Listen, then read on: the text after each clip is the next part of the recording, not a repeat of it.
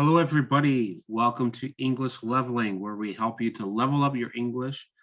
So in today's lesson, we're talking about this phrase, pull yourself together. What does it mean if I tell you, pull yourself together? And in what situation will you hear this phrase? You can also change this up. We can say something like, you need to pull yourself together. Or we can say something like, just pull yourself together. We can also change the subject, right? We can say, he needs to pull himself together. We can add some variables to it, like he really needs to pull himself together. All right, so we can change the need. It's a little bit of a need, or it's a huge need. Really needs to pull himself together. Okay, so what does this mean exactly? So when do we use the phrase pull yourself together? So we think about somebody who is not together. Somebody is not together. So maybe their life or whatever it is, it's all in pieces. It's all over the place. Okay, so maybe the person's very confused, or the person's very stressed, or the person's very angry, or the person's very worried. He doesn't know what to do. He's freaking out.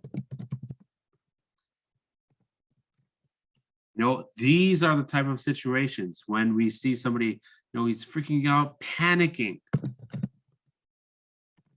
If somebody's panicking, like, what do I do? I don't know what to do. I'm gonna be in so much trouble. This is gonna be crazy. I don't know. Okay, pull yourself together. All right, we're saying to them, we're telling them, stop, get your head straight, think carefully, think properly. Okay, that's what we're saying to do. We're telling them to stop freaking out, stop worrying, and really to think logically